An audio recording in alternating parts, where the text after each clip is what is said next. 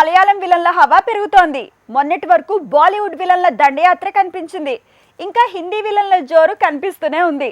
ఇప్పుడు మలయాళం స్టార్ సొంతొచ్చింది. టాలీవుడ్ లో పొరిగింటి హీరోయిన్లలానే పొరిగింటి విలన్ల హవా పెరుగుతోంది. పాన్ ఇండియా ఫామ్లలానే ఇలా టాలీవుడ్ లోకల్ టాలెంట్ ని తొక్కేస్తోందా?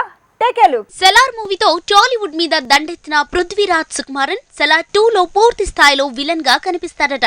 అంతేకాదు తను చీరుతో హరీష్ శంకర్ ప్లాన్ చేసిన మూవీలో కూడా తనే విలన్ అంటున్నారు. దసరాలో విలన్ గా మెరిసిన షైన్ టైమ్ చాకు తర్వాత రంగపల్లిలో కూడా విలన్ గా వణికించాడు. ఇప్పుడు బాలకృష్ణ బాబీ మూవీలో అలానే సెలార్ 2లో కూడా విలన్ గా కనిపించబోతున్నాడు. టాలీవుడ్ లో హీరోయిన్ లానే విలన్లు కూడా పొరుగింటి నుంచే దిగుమతి అవుతున్నారు. లోకల్ టాలెంట్ కి కొరత లేదు, కానీ పాన్ ఇండియా మూవీలకి పొరుగింటి మార్కెట్ అవసరం కాబట్టి కొన్ని పాత్రల కోసం దిగుమతి తప్పట్లేదనే మాటే వినిపిస్తోంది. పుష్పలో విలన్ గా వణికించిన ఫహద్ ఫాసిల్ కూడా మలయాళీనే.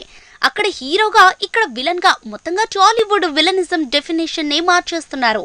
మలయాళం ఫిల్మ్ ఇండస్ట్రీ నుంచి హీరోయిన్లు, విలన్లు ఇలా మొత్తంగా టాలీవుడ్ మీదే దండెత్తుతున్నారు. పాన్ ఇండియా మార్కెట్ కోసం దర్శక నిర్మాతలు కూడా హీరోయిన్, విలన్ తో పాటు కమెడియన్స్ ని కూడా పొరుగింటి నుంచే ఇంటికి ఇంపోర్ట్ చేస్తున్నారు. మొన్నటి వరకు కన్నడ హీరోయిన్ల దండయాత్ర, తర్వాత మలయాళ హీరోయిన్ల అటాక్, ఆ తర్వాత హిందీ హీరోలు తెలుగు సినిమాలో విలన్లుగా మెరిశారు. ఇంకా దాడి చేస్తూనే ఉన్నారు.